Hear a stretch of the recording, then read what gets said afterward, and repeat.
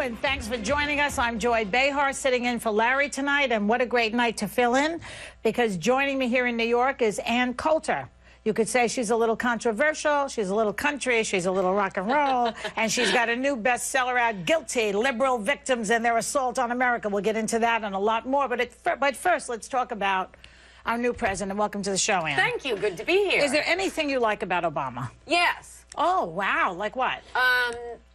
He was totally playing the Daily Cause kids for fools on national security. He's basically continued Bush's terrorism policies. Guantanamo is not getting shut down. We're not pulling out of Iraq. In fact, he's increasing the war in Iraq. He's continuing the renditions. I think either he knew this all along, or he got the national security briefings and said, I can't let the New York Times run national security. That's too dangerous. So I had high hopes for him the first few weeks, though the stimulus bill sort of dashed those. So you would like him to continue torturing people? Is that what you're telling me? We don't torture people, Joy. We don't? That's not what I heard. No, though, if they're really bad, I know. If they're really bad, we torture them. I was going to say they'd start showing them old issues, old views. The View. Oh, yeah, you've been on the show. Did you feel we ganged up on you last time? No, it was a lot of fun. It was like the Sisterhood of the Traveling Pants. Yeah. I'm expecting cards and letters from all of you. Listen, you sold a lot of books that day. The View sells a lot of books. So what do you care if we ganged up on you? I didn't say you ganged up on you. You did. Well, you sort of acted like we did. No, I said it was a joyful occasion. People felt that you were pissed when you left. I'm just saying. Okay, so what do you think about this stimulus bill? Do you think that... I think it's a disaster. You think it's a disaster? It's the Reward Failure Act of 2009. I mean, it's not that I like the title, and so did most Americans. Support for it went from about 80% when people only knew the title to about 37% as people would find out more and more about it. It's stimulative of big, huge government programs.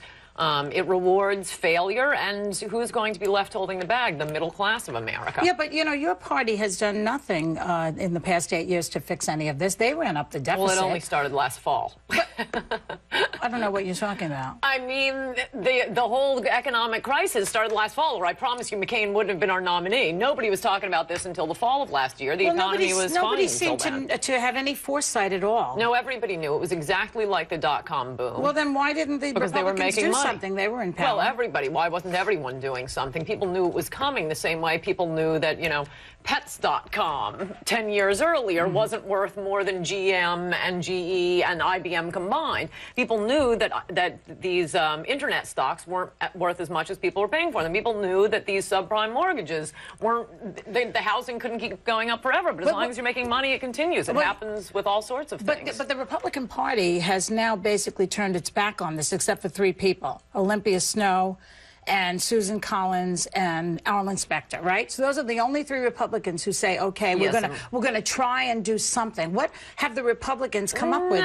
They have no plan. Okay, first of all, there's no clear evidence that those 3, Collins, Snowe, and Specter, are Republicans, or I would demand that Michael Steele cut them out. You're just saying that because they don't agree with you. No. Look, I mean, when you get every Republican in the House, plus 14 and then 9 Democrats voting against this bill, that's where the bipartisanship is, against the creeping... It's not creeping socialism, it's galloping socialism.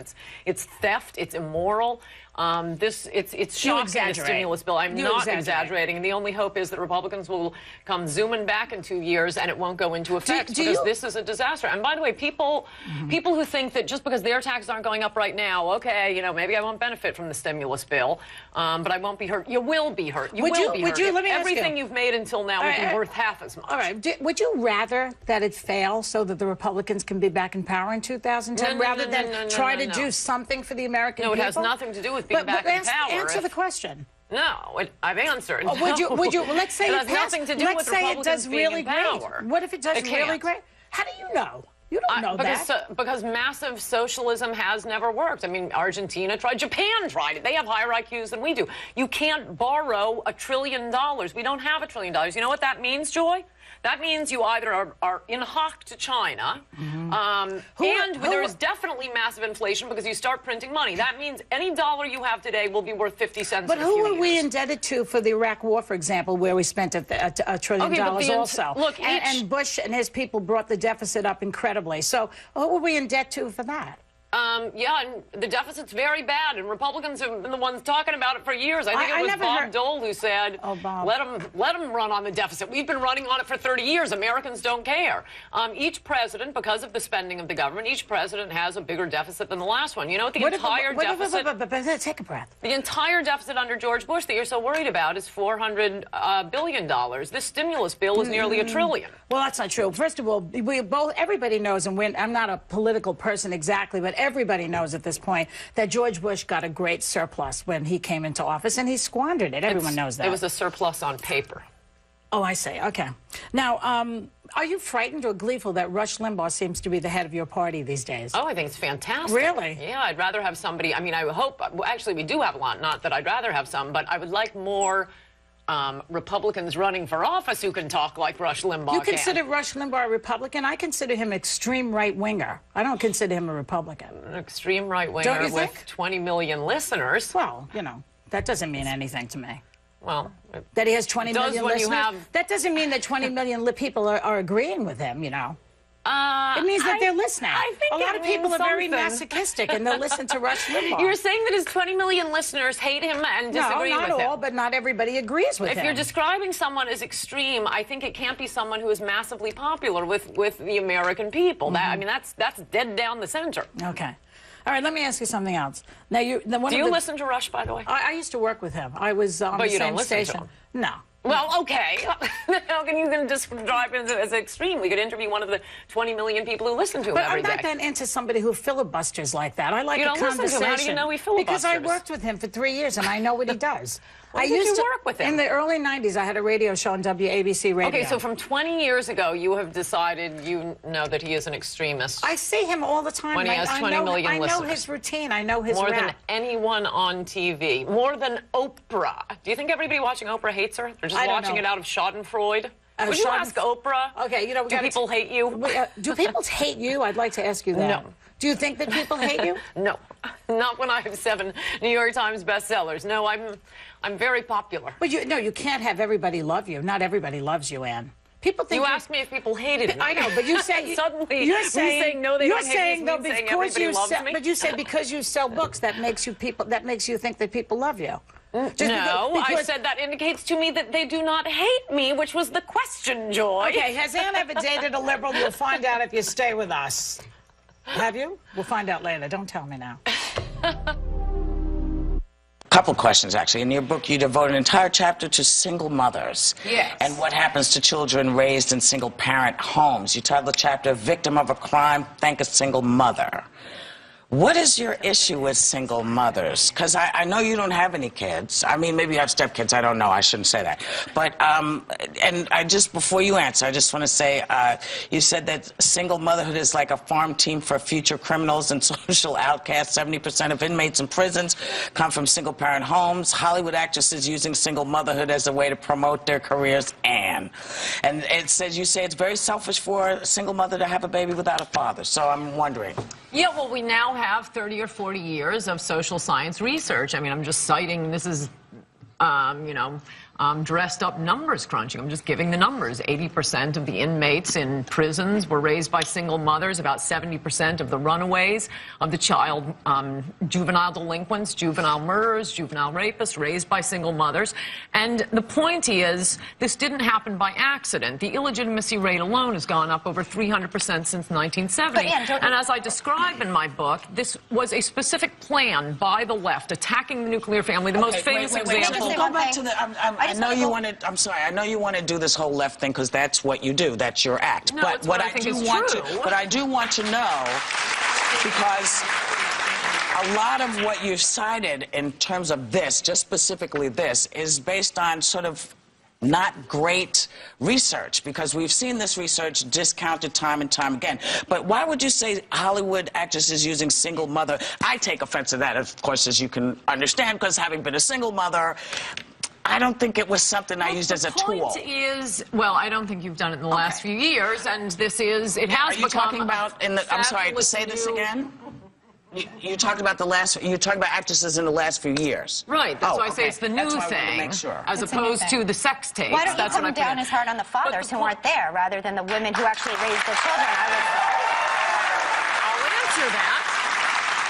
because the title is Guilty Liberal Victims and Their Assault on America. And the point of the book is, in example after example, of how people play the victim, are exalted in this society, have doors open for them, when in fact they're the ones victimizing others.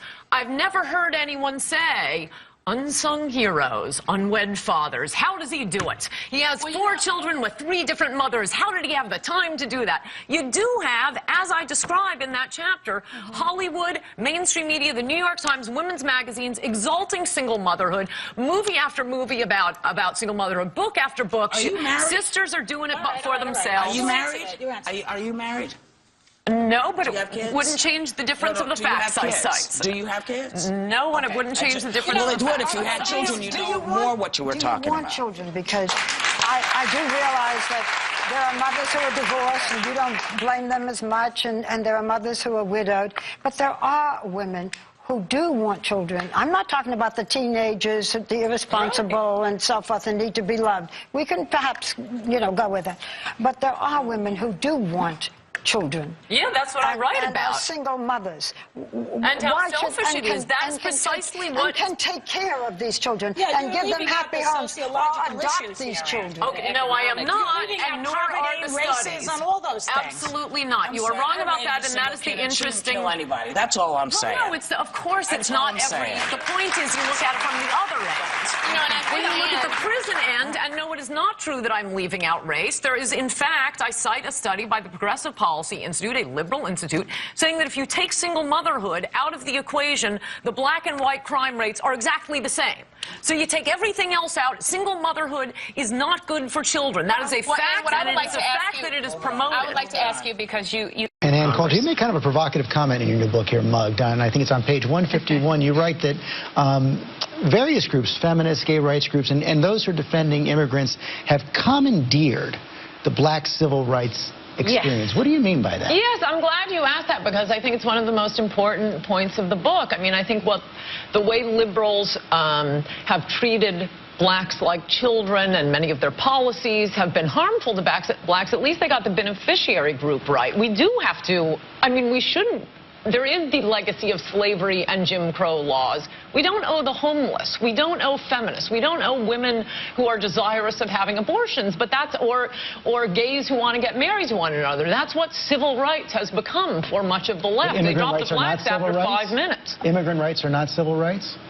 No, I think civil rights are for blacks. See, this is essentially the problem, and the Republicans can I just say, what have we done to the immigrants? We owe black people something. We have a legacy of slavery. Immigrants haven't even been in this country. But you see, most of us are either immigrants or are the descendants of immigrants, and we understand that not everybody, there are Native Americans in, but we understand in this country, that kind of self-deportation, making things so difficult for immigrants, for undocumented immigrants, that they have to leave, or the DREAM Act, vetoing, threatening to veto the DREAM Act, which is what Romney has said. I mean, and again, we have Governor Romney, who is basically taking a position that is anti a large and the fastest growing segment of the electorate. And here's the thing, if Republicans don't do something with immigration, and if Republicans are so far away from Latinos, they're going to lose not only this election, they might lose the White House for generations. The future. And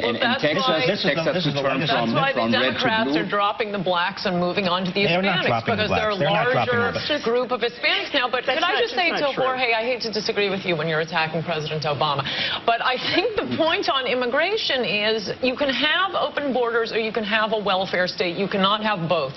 When you have a big government giving out benefits for all sorts of things, then you have to care very much who the immigrants are. But immigrants do contribute much more than what they take away. Immigrants contribute much more than what they take away from the economy. $10 billion a year, according to the National Academy of Sciences. Exactly. So it's great to have immigrants in this country. Both legal and illegal immigrants are way more likely to be on welfare than native-born Americans. That is a problem. Didn't it strike you, I mean, aside from the racial thing, it was so kind of harshly analytical, as if if, you know, African Americans were a commodity, a light-skinned one worth more than a dark-skinned one? I think it was a very dialect, abrasive kind of way of being pundit-like. But he didn't say it in a way that he meant to be abrasive. It seemed to me the way the authors described it. The way I read it is that he was trying to give reasons that he felt. I think he used some very bad terms, but I think reasons he felt that Mr. Obama would be palpable to a lot of Americans. Reasons that I've heard a lot of commentators say. I've heard people right on this show say, well, Obama can win because he's not an Al Sharpton. This was a more abrasive way of saying that. I would never say that. Of course you did. Yes, but our next guest would. I would have preferred Al Sharpton. I'm surprised he had time to talk to you at all, since I thought he would be busy writing his concession speech for next November. But I do want to know, did he ask you to stop using that Negro dialect when you talked to him? See, now she can say that. Oh, why? And that's supposed to be But you cute, said but it's he fine for says him to say it. No, I didn't. I said I was offended by it. But to act Yeah, as but though, come on, you cannot keep giving these Democrats a pass. You give them all a pass. They attack Patterson. They attack Rangel. They're attacking Harold Ford. You know you would not put up with this for 5 seconds if a Republican. And yes, it is outrageous to compare it to what, what's his name, Trent Lott. So you do agree there's no comparison? Yeah, because Trent Lott was just saying some dumb cheer at a birthday party. Said that it would have been a better place if this guy had won. He's cheering a 100-year-old man, toasting him at his birthday man that he party. talked about. If he had won in 48, it would have been a better place, which would have left us in the back of the bus. He did not say that. He said he was running for president. It would have been a great country. Happy birthday. May I intercede, you two? But isn't it a fact, though, Reverend Al, that Democrats do get a lot more slack than Republicans when it comes to racially insensitive or inappropriate If Democrats say things that are not, I mean, you can't compare saying you wish a segregationist that's had different. won. That's a different point. But then tell me what's slack. Well, look, but we Trent went Lott after did Trent Lott. resign. Who else did we go after? You went after Mitt Romney for being a Mormon, I might add, and for the racism of the Mormon Church. Went out to, and Senator Reid is a Mormon. Add, Senator Reid is a Mormon, and I went out and met with the Mormon Church about that. No, you and can't keep doing this. Absolutely. You are absolutely. just, you guys are just like the feminists all using the charge of racism against your ideological enemy. Other than Mr. Trent Lott, who you admitted said some outrageous. No, I did not. I said he made some silly toast. Who did we go after? It was outrageous. And by the way, he did resign. Who did we go after? There's no one to go after because Republicans would never say anything that like Biden did. How did Reid not end up being vice president, by the way? At least didn't call him then how do you say that we give them more slack when you can't tell us who did we go after in the Republican Party? You haven't gone after Reid, you haven't gone after Biden, you haven't gone after... What Republican did we go after? Well, because Republicans don't say things like that. But you go around and Reid himself attacks the healthcare bill saying that this is like slavery. We just wish the Dixiecrat would have been the president. Do you think Reid? No, he just said Strom Thurmond, who was because it happened to be his 100th birthday. Reverend, do you think Reid can recover, and will he generate enthusiastic minority support in the November election in Nevada? I think every time there's an overreach like what the Republicans did today, it will have a tremendous backlash on them. A lot of people, including me, was very concerned about what Reid said until you tried to compare it to what Trent Lott said. Then we're saying, now, wait a minute. One, you're not only belittling us, you're acting like we're stupid. That's an insult to our intelligence to act like that's the same thing. This man was supporting an African-American being president and saying why he would be more palpable to some other people. And the November senatorial election in Nevada, your prediction? I think, despite Reid trails in the polls. Senator Reid apologizing to all African Americans, light-skinned, medium-skinned, dark-skinned, I still think he will lose. I want to thank both of you for that very provocative. You want to button that up? Nothing has changed. Yes. Reverend Al Sharpton and Coulter, thank you. 1809. When I saw it, I thought, wait a second, I was there. That wasn't my answer. I gave a very serious answer about, for example, if you would be interested to hear, how missionaries poured... Wait, I'm being told we have it. You have the full tape? We have about 3 minutes of it, all right? We're not going to show the entire thing because it might get a little on the boring side, but let's... Because it's very interesting. 3 minutes? Edifying. We're going to be done here in a minute. All right, let's listen to some of this. That's a lot to cut out of a tape. You can comment here. You can comment. Your mic's going to stay on. All right, let's watch some of this. Now, here you're being heckled, right? No. I'm waiting. I'm about to give my answer. It's a very good answer. And I hope you play the full answer. Oh, we will.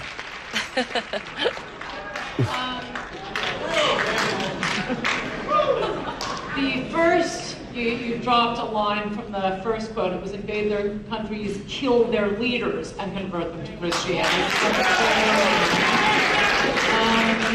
And, you know, by the way, this shows, I thought it was just, you know, American public schools that produced ignorant people. This is what America has done after World War II, after the Korean War, after we won World War II, the emperor went to MacArthur and said, okay, we're ready to convert.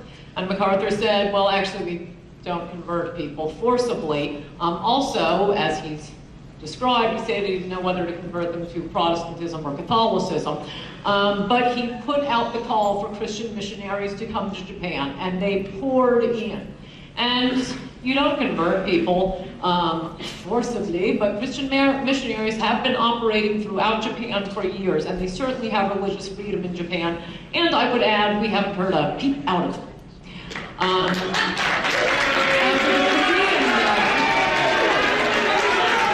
Now, what's going on there? After the Korean Enthusiastic War, audience. the exact same thing happened. A call was put out for Christian missionaries to go into South Korea. The Christian missionaries poured in, and it is one of the greatest success stories of Christianity. You'll see, at least on American college campuses, what mode of transportation? Take a camel. Oh. So okay, take us through that. At the very end, somebody screamed something out. I hadn't seen that before. What did he scream out? They're chanting answer a question. Leftists often do that. When you don't give them the answer they wanted you to give so they could trap you. They want you to answer a different question. Really, the only question in there was just a silly question. What mode of transportation am I going to take if I don't have a flying camel? And again, Rick, I know there are no flying camels. So, class, was that a joke?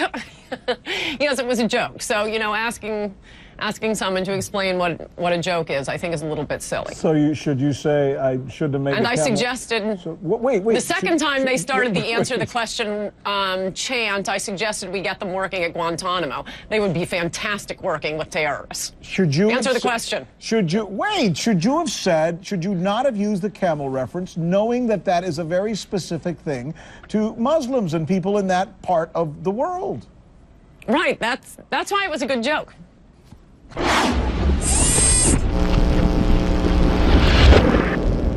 Undocumented immigrants commit crimes at a lower rate than the citizen population of the United States, and the United States is unique in this experience. Every poll shows that. Virtually every poll. Someplace Ann got a shiver down her spine, and I'm getting an email soon asking her to come on and debate you. That was Geraldo on the Kelly File last night, taking Donald Trump to task over Trump's claim that violent criminals from Mexico and elsewhere are illegally flooding over the border into the U.S. And Coulter, who happens to be the author of Adios, America, the left's plan to turn our country into a third world hellhole, doesn't agree with Geraldo.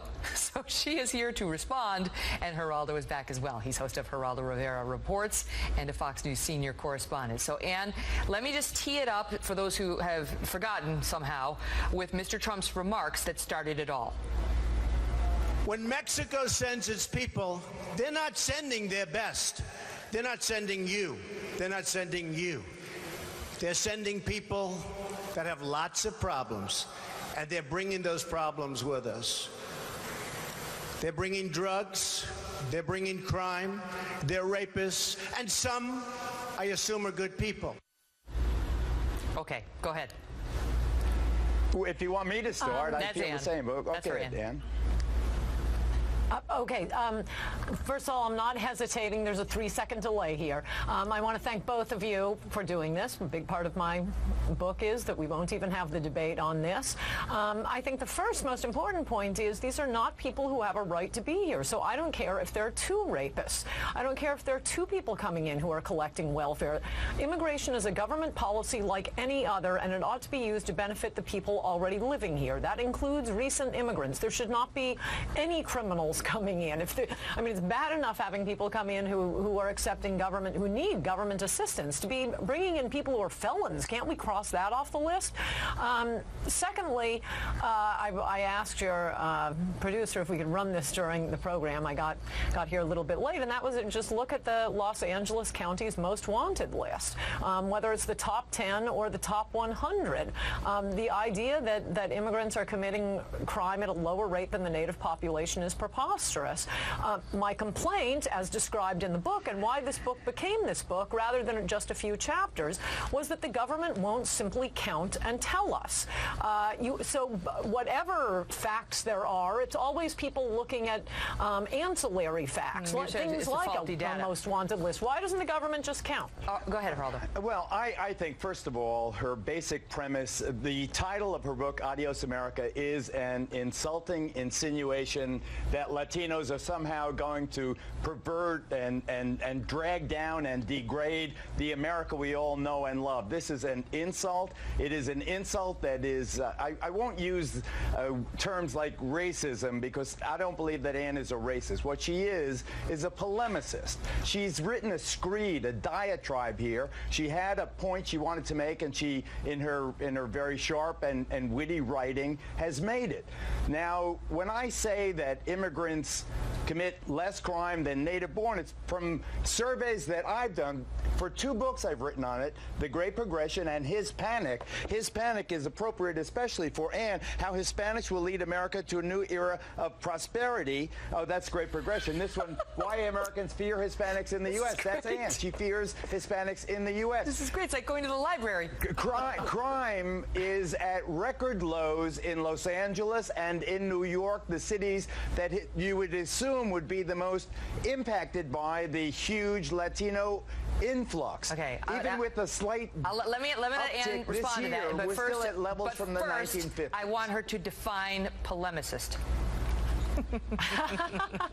That's exactly what I am. I do want to say I don't think you're a racist either, Geraldo, though I think you're going kind of close to the edge by insisting that Hispanics piggyback onto the black experience in America. The reason Americans are so concerned with racism and should be concerned with racism, the reason we have civil rights laws, racial set-asides, affirmative action, is to make up for the legacy of slavery and Jim Crow. By Democrats, I might add. It is not for people who just set foot in this country yesterday to piggyback on that very unique history in America and start claiming affirmative action. And yet that happens. And as I said, here it is. I mean, this is not exactly a rigorous study saying there are lots of immigrants in L.A. and New York and the crime rate went down. Well, yeah, that's because Giuliani, the prison building boom.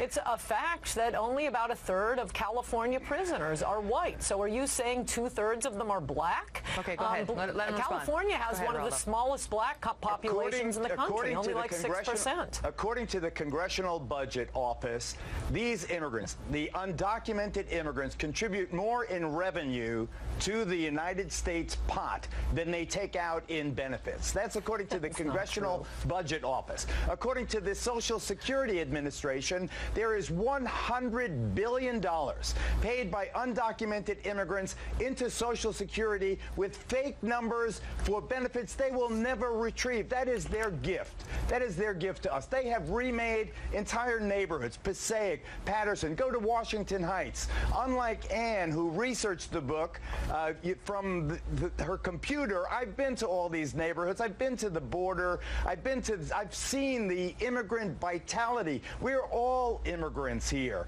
Anne's family, you may go back decades, but I think, wasn't there immigrants on your grandfather's side? I mean, we're all immigrants, each of us. The language that this American hellhole, this is the language used against the Irish in the 19th century, against the Italians in the early 20th century. This is inappropriate. Just in case you were wondering, polemicist. Okay, here it is. A strong written or spoken attack against someone else's opinions, beliefs, practices, etc. That's right. She's right. She is that, and she admitted it. So we can end with that point of agreement in a very nice debate. I have to say they were right. Like, they were civil, and they sold a lot of books too. Everything Geraldo said was false. Everything Anne has written is false. In her new book, Ann Coulter likens liberals to an angry mob trampling all over the countryside. That's funny. Last time I saw a mob of liberals, they were in Woodstock and they were passed out in the grass. The book is called Demonic, How the Liberal Mob is Endangering America. And Ann Coulter joins me now. So, the mob, huh? The mob. The demonic liberals. Well, you know, I'm Italian. And I'm a liberal. Does that mean I belong to two mobs? Well, that's why I didn't call the book Mob. It took me forever to come up with the title because Mob would really be a great title. Yeah. The other great title I really wanted for it because I start with a scene from the Bible where Jesus drives the demons out of a possessed man, and Jesus says to the possessed man, "What is your name?" speaking to the demon, and the demon responds, "My name is Legion." So Legion would have been a great title, but I thought only Christians would understand it. Legion. And mob would sound like I'm talking about the mob. No, Legion sounds like you're talking about the American Legion. Right. I know. Right, French Foreign Legion. Yeah. But the idea is that liberals are a mob. They have the psychological characteristics of the mob. How? Sometimes Well, launching out into actual literal mobs, and mobs are always bad things. But, you know, I said to you when you were on The View the other day that the Tea Party is more of a mob than the liberals. Where are the liberals' mob? I don't see the mob. You know, Well, look, just today you had, was it today or yesterday? The union protesters in Wisconsin are disrupting Special Olympics so that they can protest a Republican governor. I see. So a mob to you is a group of protesters. No. The first, third of the book is on the psychological mob, and that more has to do with how liberals argue, how they easily accept contradictions, how they create messiahs, Obama, Clinton, JFK, RFK. What about the Republican Party seems to create saints? Ronald Reagan. The closest one, which is the one I looked at, and this is more of our whitewashed memories now, would be Ronald Reagan. But A, it's based on his record, not before he's even done anything and just says hope and change and, oh, I'm having sex dreams about him. I think that's so unfair. That's so unfair to Obama, because Obama came in with a big problem from the Bush years, and you have to admit it. Admit it. No, but what admit I'm it, saying Ann. Come on, admit it.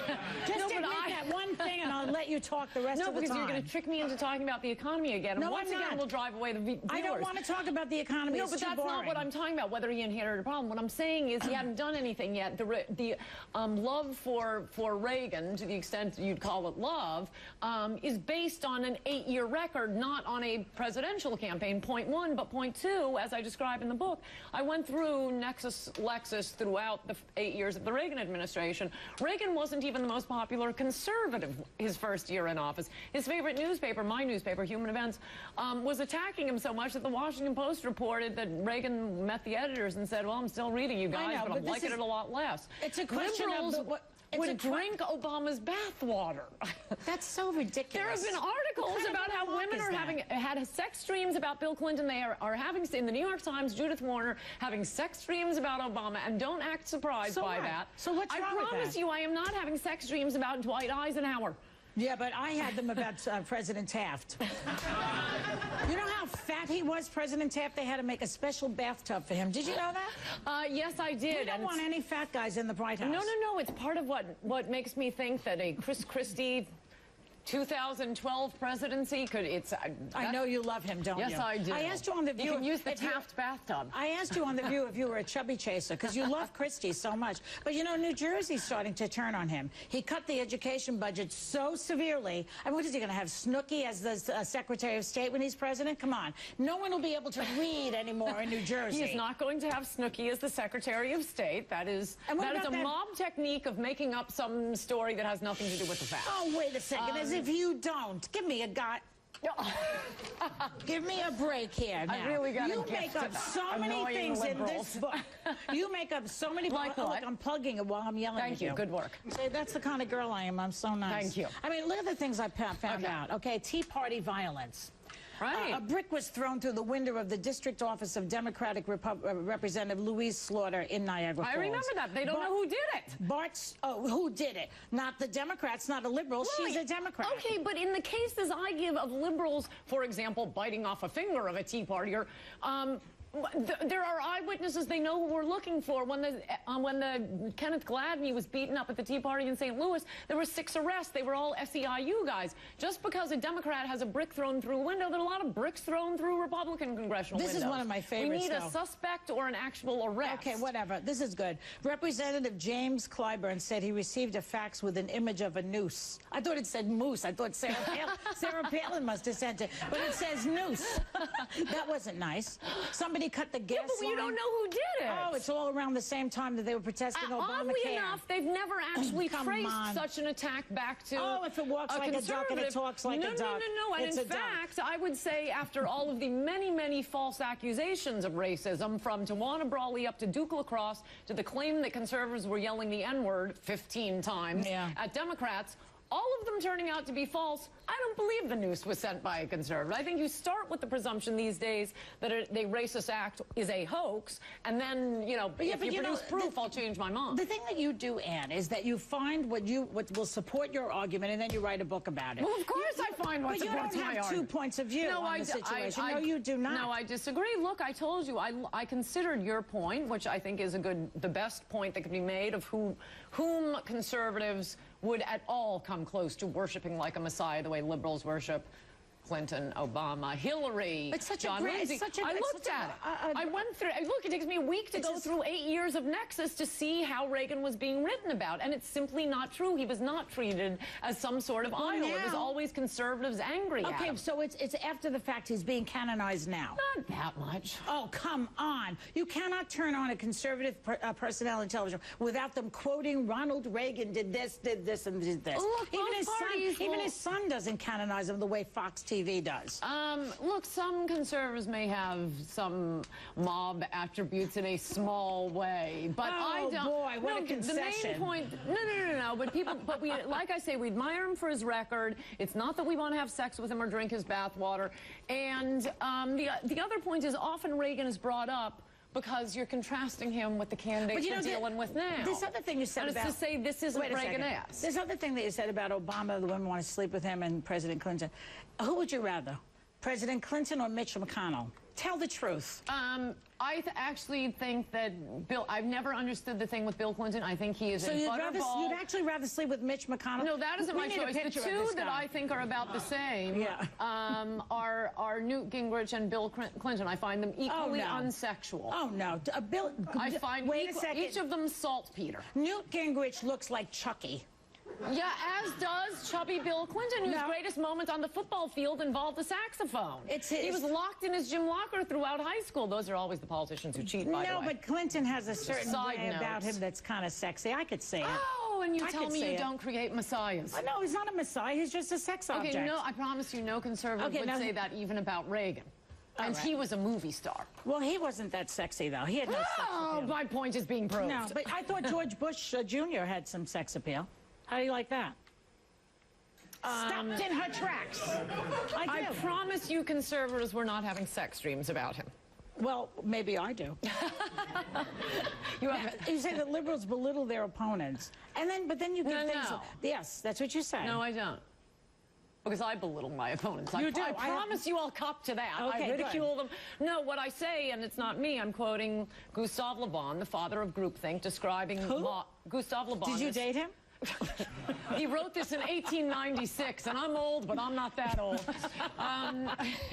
No, when he goes through, that's the first, third of the book, using his description of groupthink characteristics, the mob psychology, and comparing it to today's liberals. No, what he says is a mob will very quickly go from infatuation to hatred. They turn their leaders into messiahs, and they turn those they disagree with into enemies. That's not, you don't belittle an enemy. You create hatred for an enemy. I guess I see a mobster like Sharon Engel. To me, was a mobster. She's provocative. She will cause a mob to create. Sharon Engel, like so many things that get talked about in the mainstream media. I'm trying to think how to put this. Sharon Engel. You know what she did? Let me tell you what she did to me. I think this point will be interesting to you. Sharon Engel, Sarah Palin, and the birthers are talked about more on the liberal networks than on the conservative Well, networks. because they don't want to go there on the conservative net, because they know they're talking about some mental midgets over there. Whereas you all diss the great Chris Christie. Ignore him. Talk about that Chris one Christie. little helicopter thing. Oh, you mean, where is he now, at a buffet? Okay, her book is called Demonic, How the That was wrong of me. I take it back. The liberal mob is endangering America. How about Ann Coulter is endangering America? We'll be right back. Make our bodies high.